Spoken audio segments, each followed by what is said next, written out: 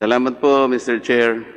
You can allow me a little time to just air my frustrations based on what I have observed during the last hearings and on the basis of the answers being given by our resource persons. Marami pong paikot-ikot, some convoluted answers, prevarications. Alam po ninyo, kailangan mabilisan na lang ito eh.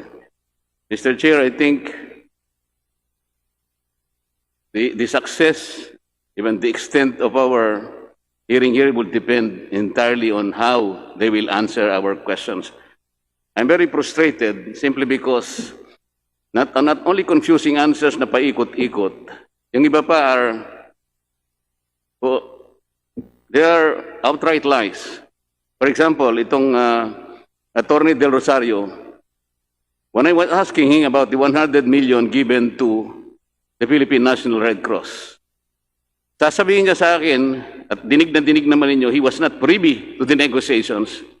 Para bang hindi niya alam, may hawak akong dokumento that he is one among the 3 members of the panel. Ang kasama niya, Senior Vice President o Vice President Dr. Shirley Domingo at saka yung certain Mr. Oscar Cabado, Vice President for Membership, and Attorney Del Rosario. Pagkatapos sasabihin niya sa atin, he was not privy to the negotiation between Philhealth and PNRC. Sino hindi mo po prostrate dito? Para bang hindi niya alam, I have even the pictures na nandun siya. Kausap niya yung aking kumpare, Senator Gordon. Wala akong sinasabing masama tungkol sa PNRC. I'm only establishing the facts na nandun siya. Pero sasabihin niya sa atin, sa mukha natin, na magsisinungaling siyang ganon. Si Dr. Pargas naman, ikaw naman, tinanong ko lang kung magkano yung aking contributions. O after 2 days, kung hindi pa kita tinext, hindi mo ibibigay sa akin. How can you do this? Yung Manila doctors, nangako ka sa akin. Hanggang kayo, nandito ba? Are we getting the right answers from you? Yung isa naman, tinanong kita tungkol sa expanded withholding tax. I cannot remember kung sino na dito. I guess kayo po na nandyan sa... You were telling us pure lies. Ang sabi mo, yung mga health care institutions are the ones paying the expanded withholding tax. Di ba? You were collecting 2% expanded withholding tax. Hindi totoo yun eh. It was Philhealth itself, because Philhealth is the only withholding agent of the BIR. Hindi yung healthcare institutions. Okay? Magkano ang binayad ng Philhealth? Sinabi na rin ng pagtatanong ni Congressman Barbers, 156.7 million. Kayo ang nagbayad. Pagkatapos, magsisinungaling kayo. Ano makukuha namin na mabuting sagot kung ganito ang gagawin ninyo? Ang sabi ni Dr. Atty. Del Rosario, isa lang ang departamento. Parang hindi niya alam, may dokumento ako, 4 ang departamento niya. May I start with you, Atty. Del Rosario, nandiyan ka ba? Yes, Mr. Chair. Can I comment on some points raised by the... You have no right. Tinatanong ko lang kung nandiyan ka pa. Thank you, sir. Magaling kang magpaikot eh. And I warn you, kung ano lang tinatanong ko, yun ang sagutin mo. Huwag kang magpapaikot dito. I think, Mr. Chair, we should already advise them that right now, we're working on a complaint for plunder, malversation, and charges of administrative offenses and so many things. And the final form of this complaint will depend much entirely on the kind of answers that you will give us. Attorney Del Rosario, hindi ba ikaw ang Regional Vice President ng Region 1? Nung Yes, 220 cases against hospitals and doctors were forwarded to your office. Yes or no? Yes, sir. I was once... Yes or no? Yes, I was once Regional Vice President of Philhealth. Region 1. In 2019, nung hindi na ikaw ang Senior Vice President, teka muna, you were asked to file 220 cases. Ilan ang pinail mo? I'm sorry, Mr. President, the ones filing the I am cases asking is, you, out of the 220 cases endorsed to your office, how many cases did you file? the regional vice president is not the one filing cases, Mr. President. It's the legal office of the region that files. Attorney Dol Rosario, I'm warning you, I have documents with me. Huwag mo akong paikutin. I don't care if you're the best lawyer in this country. Pero sa ngayon, sagutin mo lang ang tinatanong ko sa iyo. Because in 2019, nung hindi na ikaw ang Senior Vice President, ito ang lumitaw. Only 3 cases were filed versus St. Catherine Hospital. Totoo hindi. I don't have the data. As I've told you, Mr. President, the one filing the cases. What do then you was know? Palaging paikot-ikot eh. Ikaw ang binigyan ng SPA. Do you want me to show the document that you were given an SPA by then interim President and CEO de la Serna to file appropriate criminal, civil, and administrative cases, for example, against several culprits. This is dated November 2, 2017. Hindi mo aaminin dito? Mr. President, Mr. Chair, that particular. I am asking you, do you know about this SPA? I've known that SPA only of late, Mr. President, Mr. Chairman. I've not seen that that particular document was forwarded directly to I am asking you unit. if you know this because this is an SPA issued to you by interim President CEO de la Serna, dated November 2, 2017. I have the During that documents with me. Yes, sir. I've already seen that document. Oh. But I cannot remember seeing that document in 2017, Your Stop. Honor, Mr. Chair. There was even an endorsement dated 13 September 2017 for the filing of criminal and administrative case against a certain Dr. Martin Corpus. You know this document, don't you?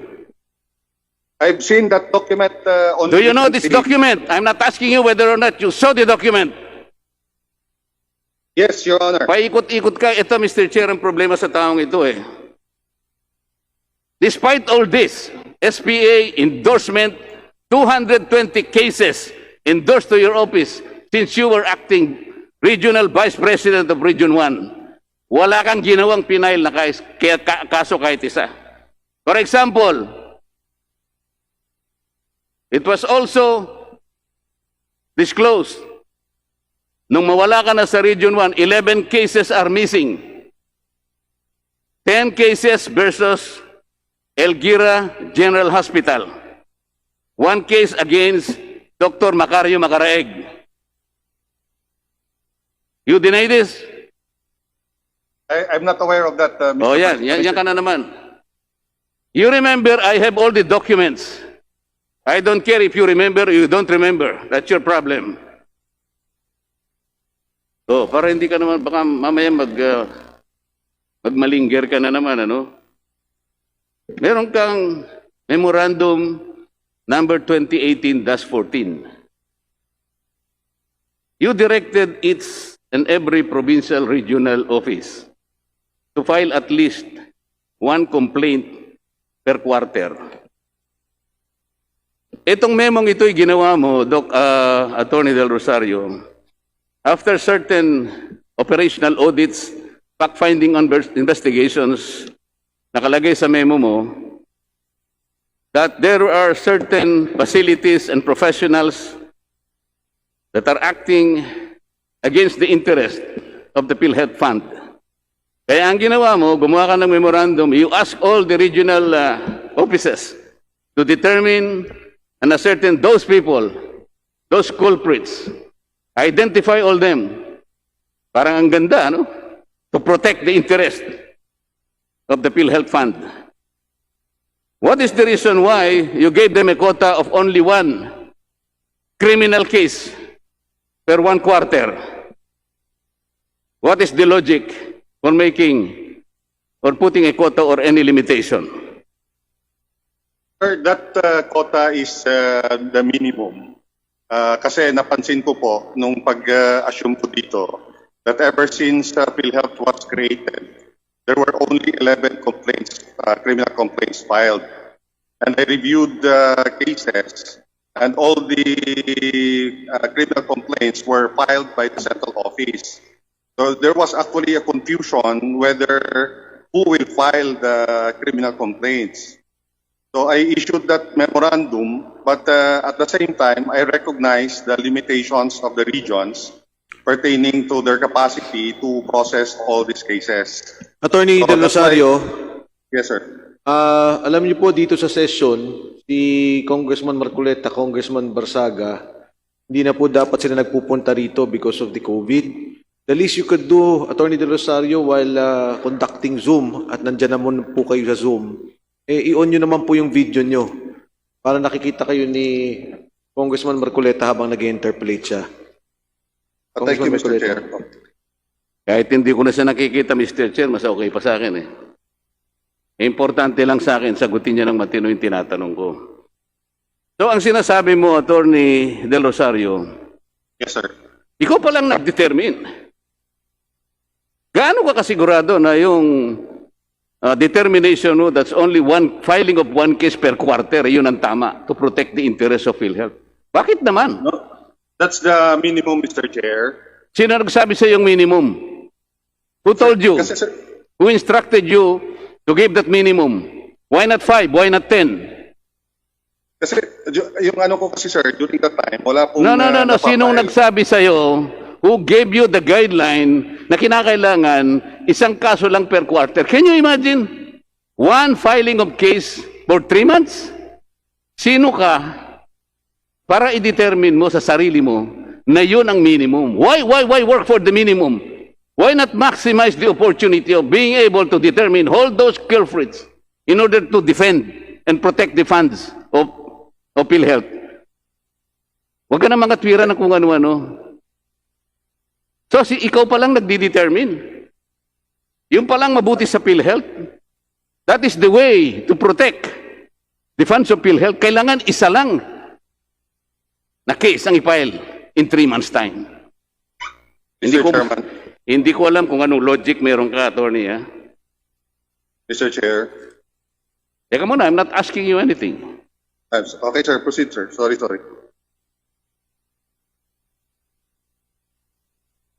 Doon sa PhilHealth Circular, dito makikita natin, Mr. Chair, siyang nagdi-determine, ha? Wala kang sinabi na ang board ang nag-advise sa'yo. Not even the board, not even the EXICOM. Only one person, Mr. Chair, has the power to determine kung sino at ilan ang ipapile na case. Diyos Maria Joseph na buhay ito. Doon sa PhilHealth Circular 2020, balikan natin yan, 0007. Merong effectivity doon eh. Napansin ko lang kagabi nung nire-review ko to eh. Do you know the effectivity of that particular circular, Attorney Del Rosario? If I remember it right, I think it's March 20 or 21, Your Honor, Mr. Chair. Narinig mo yung sagot, Mr. Chair? Why did you say it took effect on March 31? 21 yata. 21 po yata. I don't have the document right now, Mr. President. Wala ka Mr. palang Chair. dokumento. Bakit sinasabi mong March 31 what? What year? 2020?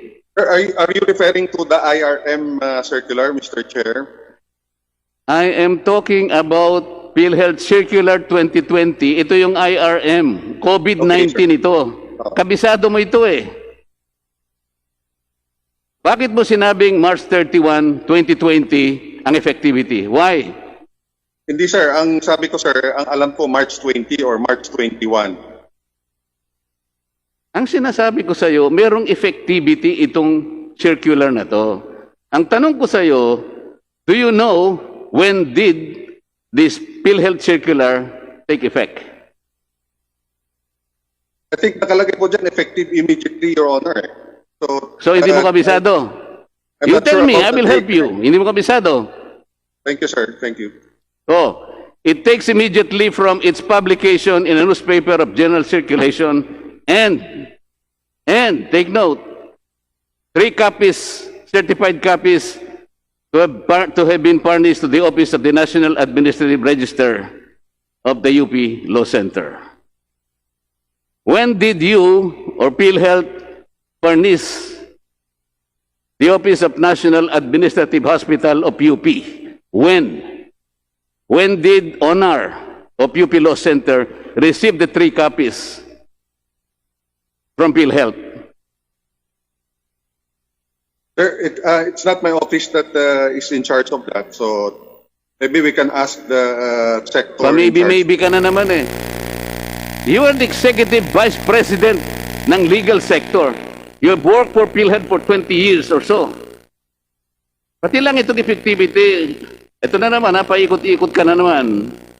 Alam mo ito eh. Do I need to tell you or give you the document? Ako mismo Sir, ang nag-search eh. Sir, during the Senate hearing, it was mentioned that it was only in June that PhilHealth provided copies to the Honor. So what day in June? What day in June? If I remember it right, it's June 11, yung document shown by Senator Lacson. Alam mo na yun eh. Magmamali ka pa eh. June 11, hindi 7. Do I need to correct you every time? I said June 11, Mr. Chair. Okay. So ngayon, alam natin, ito palang IRM took effect legally June 11, 2020. So what happened to the funds that you disbursed prior to this date? What? Sir, it appears that the requirement of the circular was not satisfied as to the requirement to furnish the... What kind of answer is that? Are you a lawyer? Talaga ba lawyer ka? June 11, nung magkaroon ng kopya ang owner of the UP Law Center. Meaning to say, doon lang nag-take effect yung inyong circular 2020-0007. Alright? Ang tinatanong ko sa iyo, what happened to the funds disbursed prior to this date? Let's say March, April, May, and June 10. What happened to those funds? Sir, it would appear that those funds were not released based on the prerequisites set by the circular on the publication and the furnishing of copies to the owner. What? Can you speak better than that? Do you have a better explanation than that? Napakasimple ng tanong ko eh. Ano ngayon ang mangyayari doon sa pondo na nirelease ninyo prior to the effectivity of this circular? So it is without authority, it would appear, Mr. Chair. Anong sabi niya? Without authority. Oh, sa walang authority, then what happens to you now? To all of you? Illegal. O illegal? Okay. Mabuti yan nagsasabi ka na ng totoo ngayon. Ako yun. Ako nagsabi nun. Honorable Marcoleta. Ah, ikaw ba? Oh, pasagutin natin sila. Do you agree to the statement of the chairman? Illegal? Oh, hindi na makasagot. Are you asking me? Yes, Mr. I agree with Oh, the illegal, chairman. di ba? Illegal na. It did not comply. Tinatanong With, lang kita, illegal na, di ba? Yes, I agree, Mr. Simple. Chairman. Attorney Del Rosario, simple lang po sagot. Illegal po ba? Hindi. Yes, I agree, Mr. Chair. Ano sagot, Na- Mr. Chair? Sabi niya, yes, I admit, I am pretty certain. Is that correct? I agree with the chairman that it's illegal. Oh. Was that properly recorded, Mr. Chair? Yes, Honorable Marcoleta, it was on record. Thank you. Attorney Del Rosario, bilang isang napakahusay na abogado, ikaw ba naniniwala na ang COVID-19 Alam mo siguro yung COVID-19, hindi ba? Alam mo ba yung COVID-19, Attorney Del Rosario? Yes, Mr. Chair. Okay. Kailangan makasiguro tayo, Mr. Chair. Masyadong madulas ito eh. Is COVID-19 can be considered a fortuitous event within the meaning and objectives of Philhealth Circular Number 2020-007. Huwag kang sasagot ng hindi mo naintindihan. Within the meaning and objectives of Philhealth Circular 2020-007, can COVID-19 be considered a fortuitous event? I think my opinion on the matter, Mr. Chair, is that the fortuitous event is the pandemic caused by the COVID-19 infections, Mr. Chair. Attorney Del Rosario, kung alam mo nasa courtroom lang tayo, ako ang judge, baka pinalabas na kita eh. Tinatanong lamang kita eh, kung within the meaning and objectives of your own circular, kung makukonsider mo bilang isang mahusay na abogado na fortuitous event ito, you can refer to your circular kung gusto mo. Kabisado mo ito kaysa sa akin. Kung ngayon ko lang nabasa ito eh. Paano ka namang hindi masusuya sa ganitong klaseng mga sagot na? Naniniwala ka ba na ito makaklasify na fortuitous event? Yes, sir. I think that's the intention of the Yun. corporation. Yun ang paniwala mo, hindi ba? So, nakalimutan mo, second paragraph nung rational nung Philhealth Circular, sinasabi ang ganito. Act of God, like floods, typhoons, di ba? Wars, gera, to effect displacement of communities in several endangered areas. So dito makikita, yung fortuitous event has the capacity to displace a community. Merong physical ano ito eh. Merong physical attribute ito, displacement of communities.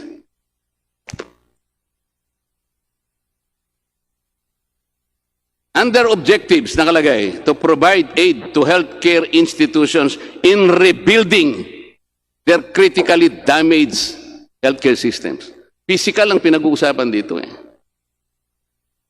Pagkatapos, hiningam ka pa ng description or photo of the effects of fortuitous event.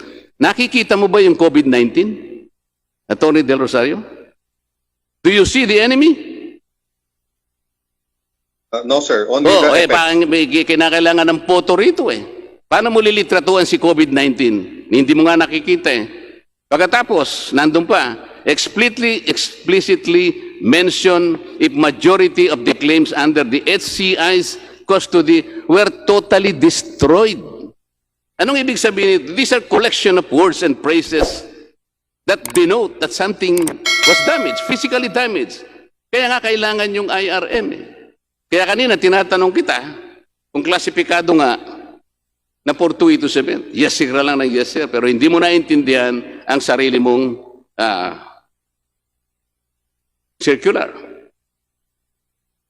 Bakit nagsinungaling ka sa akin nung sabihin mo na you are not privy to the negotiation between PNRC and Philhealth?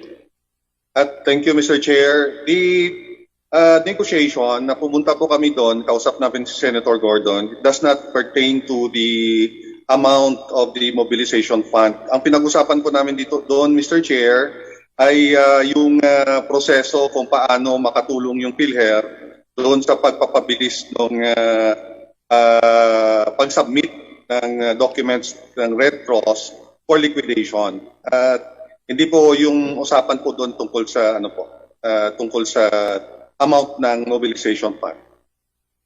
Thank you, Mr. Chair. Sa palagay mo ba, kapanipaniwala yung sagot mo sa akin? Hindi ba totoo na tatlo kayo rito?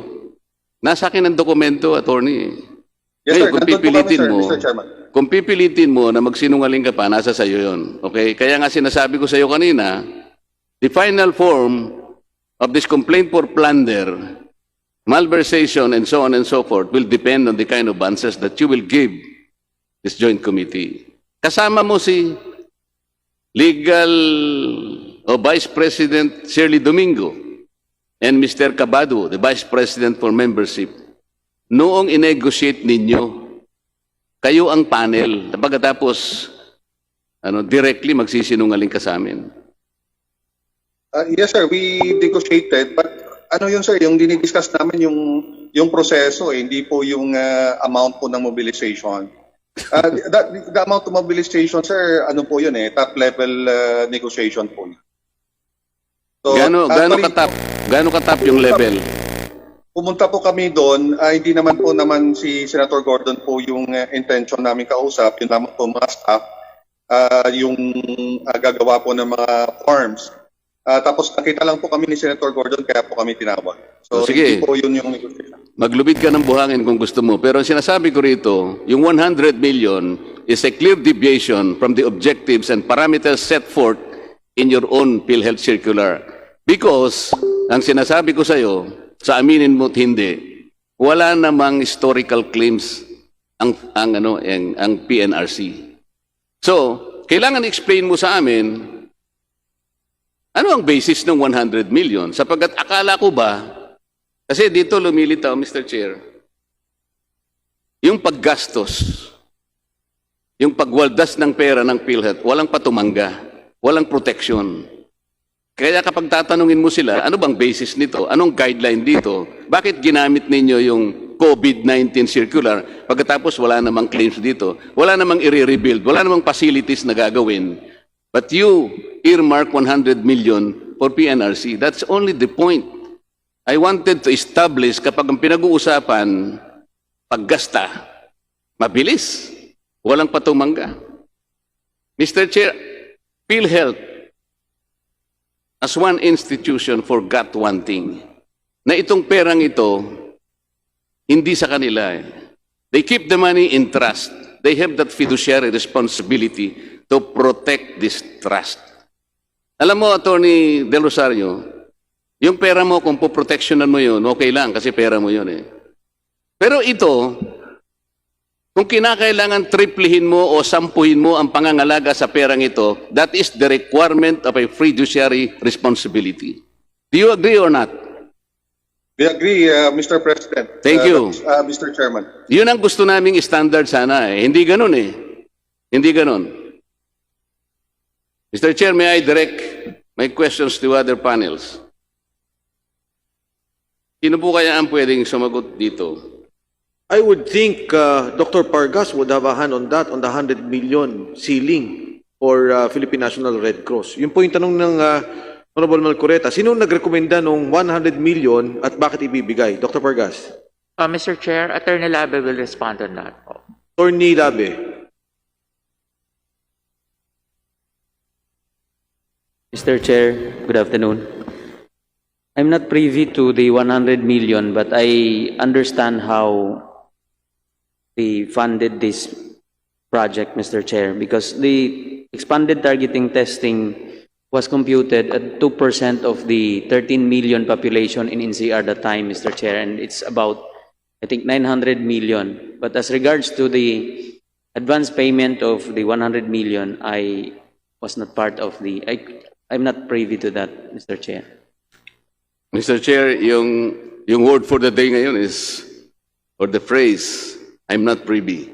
Nagbayad ba ng expanded withholding tax? Pinawas niyo ba yun? Nung ibigay niyo yung 100 million sa PNRC? Oh, you're not privy. Okay. Attorney Dr. Pargas. On August 5, 2011, PhilHealth issued Circular Number 011-2011 to implement a case-based payment. Ito yung ACR, case rate, for 23 selected cases and surgical procedures. Is that correct?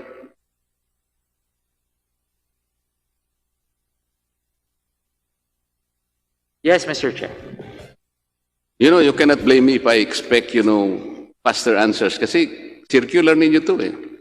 Ako, 2-3 araw ko lang nabasa ito. But I can commit them into memory if I want to. It was signed by our president then on August 5. Yeah, that is correct. And in this circular, it says that it should be reviewed every 6 months. Is that correct? Yes, Mr. Chair. Every 6 months. Positive, okay? Yes? Yes, Mr. Chair. Okay. On October 29, 2013, Philhealth issued circular number 0031, series of 2013, to implement an all-case rate policy. Correct? Yes, Mr. Chair. Correct? Yes, Mr. Chair. Okay. The objectives are as follows. Reduce claim processing or time turnaround TAT. Increase PhilHealth support value. Rationalize reimbursement rates. And achieve technical efficiency for providers. Okay. Isa-isahin natin, Dr. Pargas. Achieve technical efficiency for providers. Did we achieve this? Yes, Mr. Chair. How can you say that? Technical efficiency for self-providers.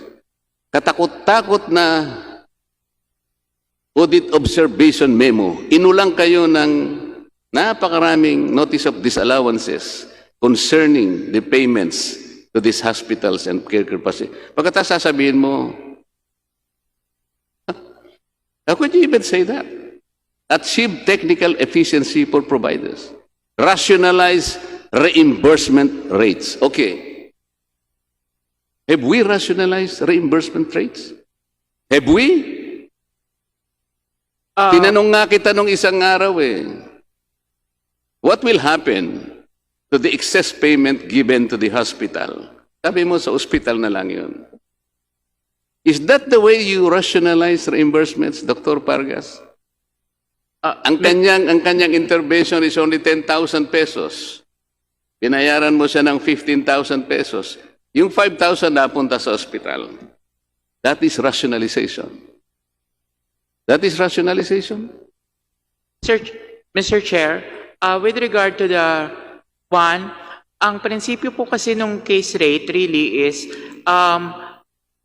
dahil fixed po siya, meron po talagang mga kaso na maaaring mas mataas ang nagagastos, Alam pero na maaari natin po yun, mas Dr. mababa. Pargas. We've been there. Ulit-ulit na tayo dyan. But the system is bad. It is not correct because it is not a system where you were able to get back the excess fund para magamit uli ng PhilHealth. That is the most ideal thing to do. You remember the bus conductor or the bus inspector? I've been telling you.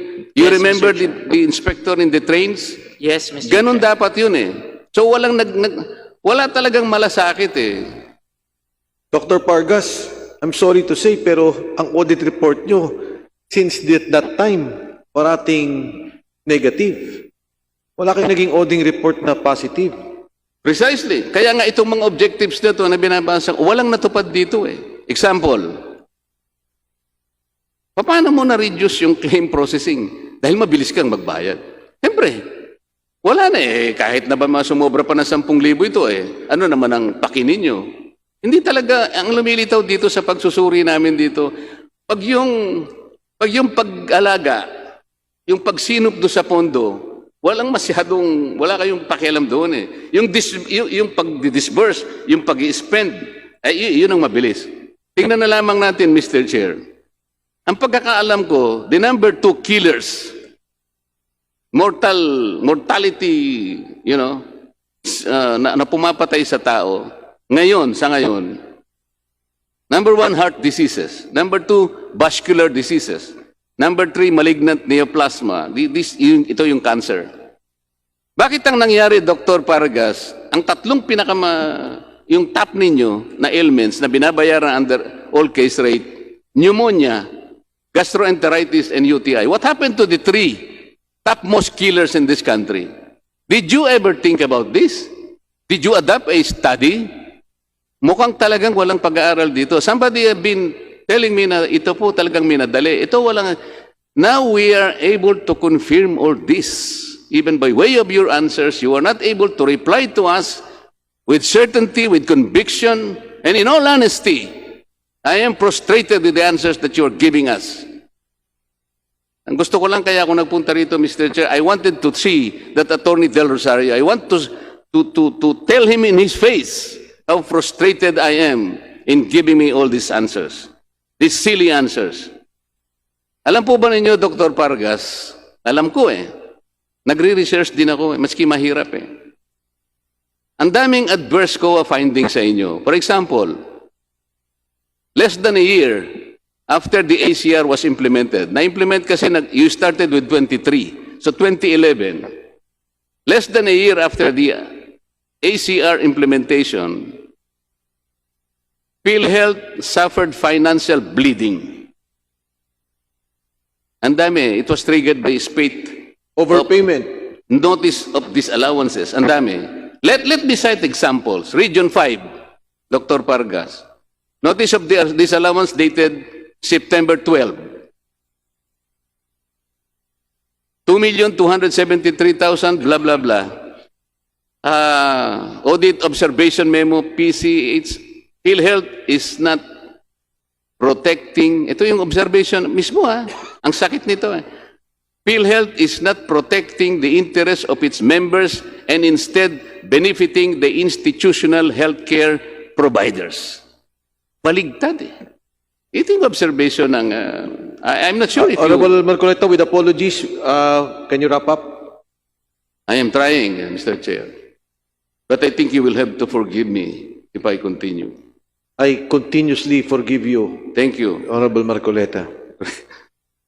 Region 12, audit observation memo, questioning the validity of benefits claims payment of 4.6 million due to lack of statement of accounts from HCIs. Region 2, notice of disallowance dated August 31, 2018, disallowed the overpayment of 56 million.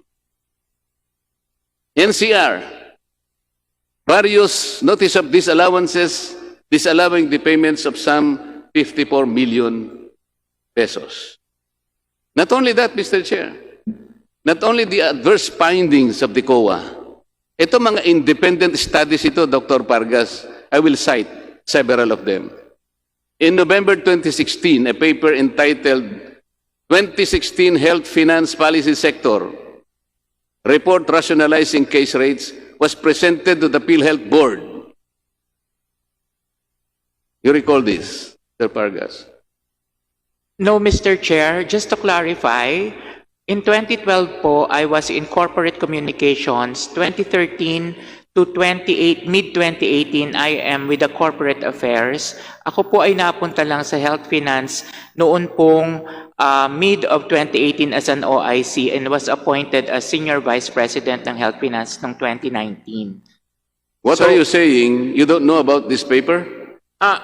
When it was presented po, I was not there during that time. Yeah, the yun na question po. is, do you know? And you came to know about this paper? Yun lang. Yun lang ang tanong. Yan, Mr. Chair, yung title. Sorry po, apologies po, yung title lang po. Ito nga, 2016 Health Finance Policy Sector Report Rationalizing Case Rates. Importante ito because these are independent studies commenting and trying to help you determine the weaknesses of the system. This is on record. This is on record. Yes you know po, this? I think I've heard Okay. naman po. Yun Yes. lang naman Yes po. Okay. This report, Dr. Pargas, for your elementary education, showed that the fee for service, ito yung dati, this is the old system na pinalitan ng all case rates. The FFS payment schemes average value per claim did not exceed 5,000. So yung old system ninyo, yung average value per claim did not even exceed 5,000 pesos. Ito yung sinasabi ng report. Itong all case rate posted an increase of 44.9% average increase in payment to level 1 hospitals. Is this correct? Yes, Mr. Okay, Chair. yes. This report also further showed that despite a 9% decrease in the number of claims in level 1 hospitals, nag-decrease nag-decrease ng 9% yung claims ng level 1 hospitals, but the amount paid to them increased by 65% nung gamitin na ninyo ang ACR system. Ito yung lumabas sa study. Okay. The same report, Mr. Chair, disclosed also that an overpayment in more than 1/4 of the total claims, 1/4 ng total claims in 2016 ay nandoon. And it resulted in overpayment of about 2.6 billion pesos for the same year. Ito yung sinabi ng study. Okay? Ito pa. Also, in November 2016, in Davao City, merong in-house actuary na nag-present ng report entitled, this is the title of the report, Towards NHIP, ito yata yung National Health Insurance Program, Sustainability, Fiscal Year 2016 to 2025. It was presented at the Philhealth Regional Consultative Meeting. You know about this? I would recall, Mr. Chair. So ang ano lang, ang factual lang talagang, it did happen talaga. There was a paper presented in such a gathering, right? I would suppose so, Mr. Chair. Okay. This report, Dr. Pargas, warned PhilHealth that the NHIP fund operated at a net loss for fiscal year 2011, 2012, 2013, and 2015. Okay? Yun ang report. Winarn kayo na you were on a operating loss. This report also projected that the fund would be depleted by 2019 because the expected operating expense was estimated at 140 billion or a deficit of 140 billion. Ang estimated collection lang naman ninyo, 110 billion.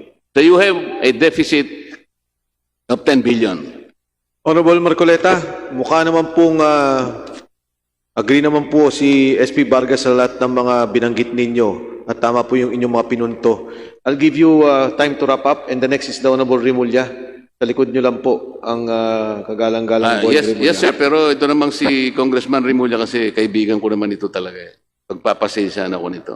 Isa na lang kasi pong... Sige po, Honorable Marcoleta. Dr. Pargas, in 2018, mas importante itong mga independent studies na ito eh.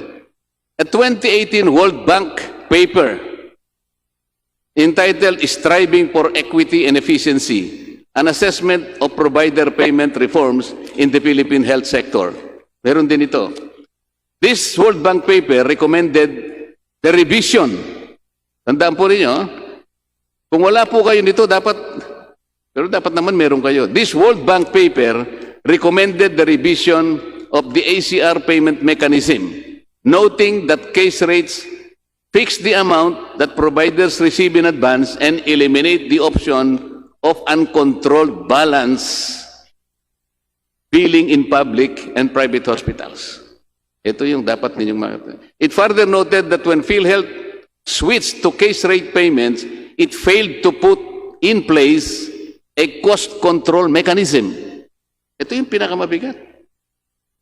Kaya ang sabi nga natin, talagang gatasang baka na nga.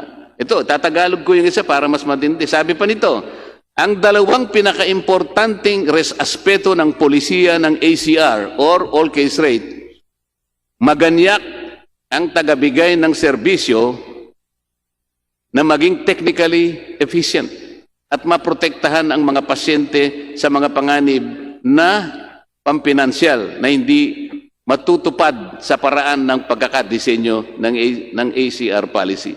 Ang konklusyon, mismong request na gawin para sa PhilHealth at DOH at ang payo kay DOH ganito, the fundamental shortcoming in the way the case rate payment mechanism has been implemented is exactly the same as the PFFS.